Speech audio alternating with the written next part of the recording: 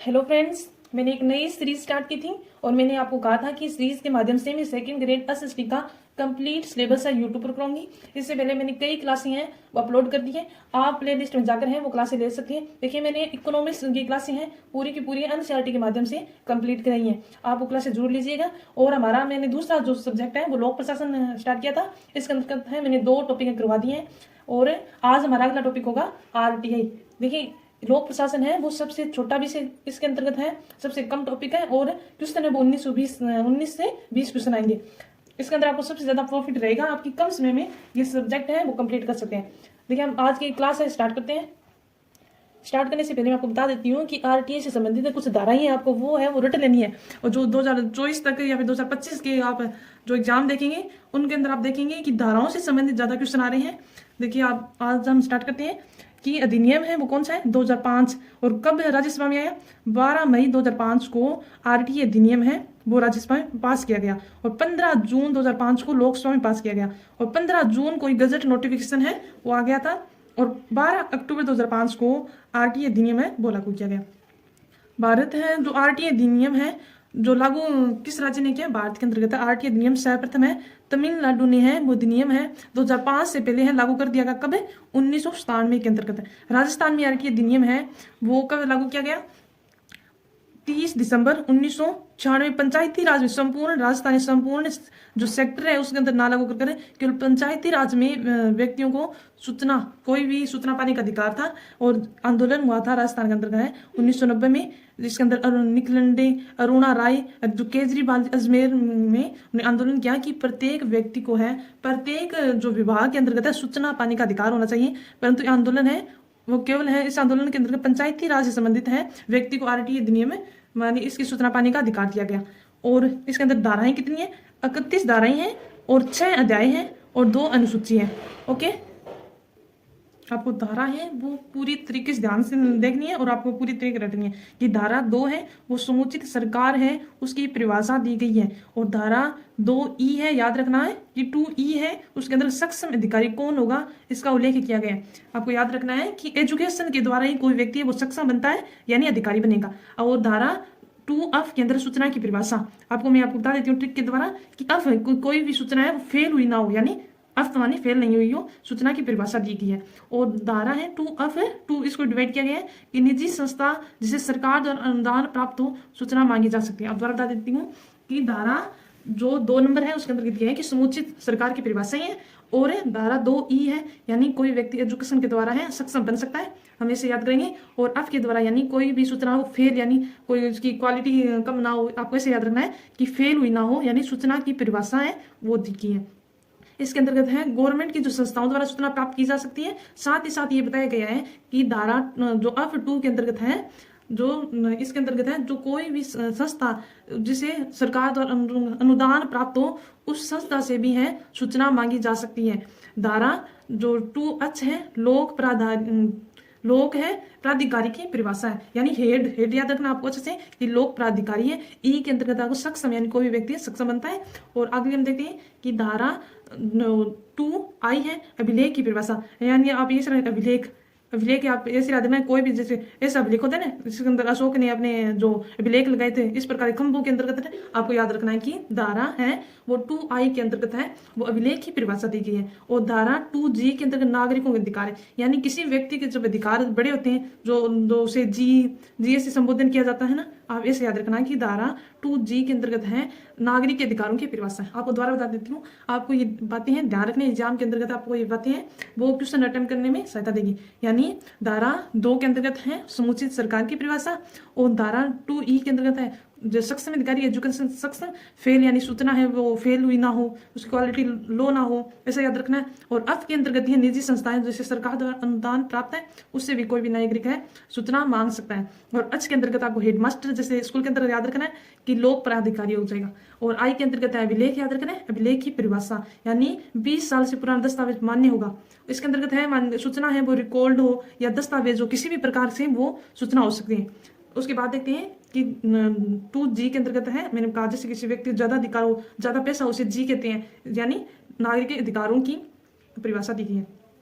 और धारा 3 है कोई भी नागरिक की आयु का यानी इसके अंतर्गत है स्पष्ट किया गया है कि किसी भी व्यक्ति को किसी भी आयु के अनुसार है वो कोई अधिकार नहीं है, यानी कोई भी व्यक्ति किसी की एज का हो वो किसी भी संस्था से है वो सूचना मांग सकता है। और सूचना की जो प्रोसेसिंग है वो बताइए, एक सामान्य पत्र होगा और माध्यम से 10 रुपए का पोस्टल चालान से सूचना मांगी जा सकती है। किसी भी भाषा में सामान्य भाषा में वो सूचना मांग सकती है, यानी जरूर आवश्यक नहीं है कि वो जो अधिकारी हैं वो हिंदी भाषा में जो सूचना दे, वो सामान्य जो भाषा है जो राजस्थान के लोग राजस्थानी मांग सकते हैं और तमिलनाडु की तमिल भाषा में मांग सकते हैं। और धारा 4 के अंतर्गत है PIO के कर्तव्य दिए गए। देखिए PIO 3 हो जाएंगे और आपको 4 3 4 3 4 ये सीखना है, याद हो जाएंगे।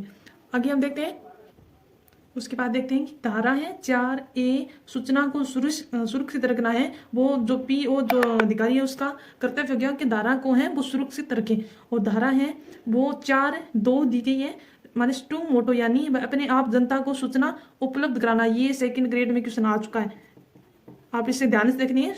इसके अंतर्गत है धारा 2 है। देखिए धारा 4 के अंतर्गत PIO का लोक प्राधिकारी है उसका उल्लेख किया गया, उससे संबंधित है वो तथ्य दिए गए धारा 4 के अंतर्गत। आपको ध्यान रखना है कि 4 के अंतर्गत उस उल्लेख है और सूचना सुरक्षित रखना 1 नंबर, उसका 1 नंबर काम क्या होगा कि धारा को सुरक्षित रखे। 2 नंबर काम क्या होगा इसे याद रखना आपको कि जनता को अपने आप है वो उपलब्ध कराए।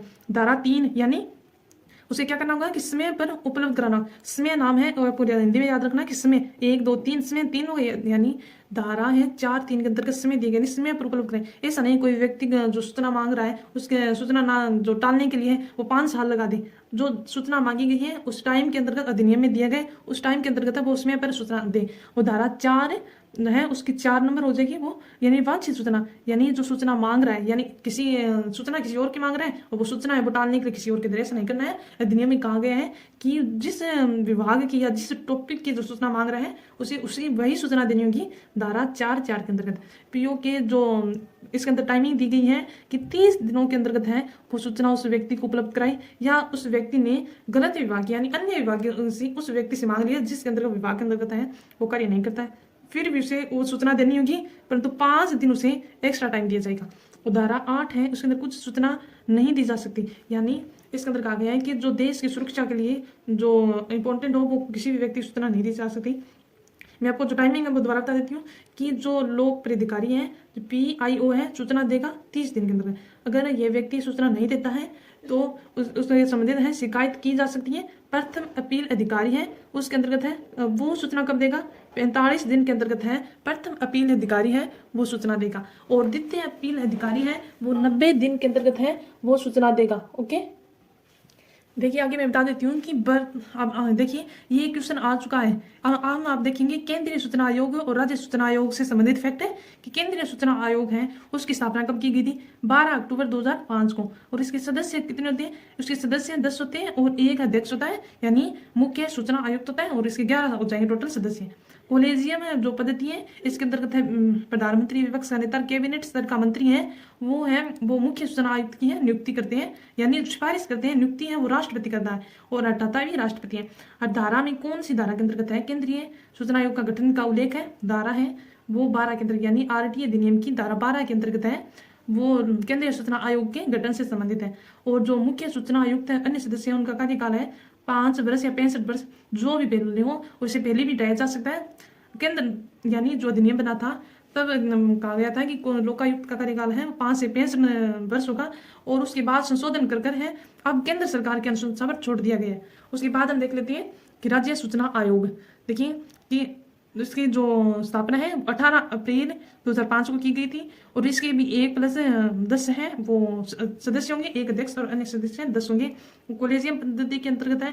राजस्थान के संदर्भ में देखें तो राजस्थान के मुख्यमंत्री विपक्ष का नेता और कैबिनेट स्तर का मंत्री नियुक्ति राज्यपाल करता है, हटाता भी राज्यपाल है। और राज्य सूचना आयोग का गठन का उल्लेख है धारा 15 के अंतर्गत किया गया और पहले है इस अधिनियम के अंदर 5 वर्ष से लेकर 65 वर्ष थी, परंतु अब संशोधन कर केंद्र सरकार पर छोड़ दिया गया है कि वो राजस्थान के जो मुख्य सूचना आयुक्त है उसका कार्यकाल है वो जो नियुक्त करे कितने वर्ष के लिए करना है। अब हम वर्तमान में देख लेते हैं कि वर्तमान में मुख्य सूचना अधिकारी कौन है, अम है जो लाठर है। और ये क्वेश्चन आपको ध्यान में देखना आ चुका है कि केंद्रीय सूचना आयोग के जो प्रथम है मुख्य सूचना आयुक्त कौन थे, वजाहत इब्न बुल्ला थे। ओके, मैं आपको एक बार दोबारा रिपीट कराती हूँ। यानी आरटीए अधिनियम कब बना था? अधिनियम 2005 था। और राज्यसभा में 12 मई 2005 को, और लोकसभा से 15 जून 2005 को, और 15 जून को गजट नोटिफिकेशन आ गया था, और 12 अक्टूबर 2005 को है वो लागू किया गया था। और राजस्थान में इससे पहले भी आरटीए अधिनियम है, पंचायती राज स्तर पर है, वो लागू कर दिया गया 1996 तक। इसकी धाराएं हैं वो 31 धाराएं हैं, 6 अध्याय है और 2 अनुसूची है। और आरटीए अधिनियम है सर्वप्रथम भारत के अंदर लागू करने वाला है वो राज्य है वो तमिलनाडु था। और इसकी धाराएं देखती हैं कि धारा 2 में समुचित सरकार थी, ई के अंतर्गत एजुकेशन बताया था, एफ के अंदर फेल बताया था मैंने, और निजी संस्थाएं बताई थी, एच के अंदर हेडमास्टर से संबंधित याद किया था कि लोक प्राधिकारी, इसके अंदर लोक प्राधिकारी और पीओ, इसके अंदर का आपको ध्यान रखना है, ये लोक प्राधिकारी हो जाएगा, यानी ये सक्षम अधिकारी APIO का हो जाएगा, लोक प्राधिकारी है वो इसकी फुल फॉर्म हो जाएगी। और धारा है वो एच के अंदर लोक प्राधिकारी देखा था, आई के अंदर हम अभिलेख देखा था, एच के अंदर अधिकार देखे थे, और 3 के अंतर्गत है हमने देखा था कि किसी भी एज के अंतर्गत है जो आरटी प्रोसेस वो देखी थी, यानी 10 रुपए का पोस्टल चालान हो जाएगा। और धारा 4 है उसके अंतर्गत हमने देखा था कर्तव्य है। और धारा 4(2) के अंतर्गत कोई प्राधिकारी है वो अपने आप है सूचना को है वो लोगों के समक्ष है उपलब्ध कराएं।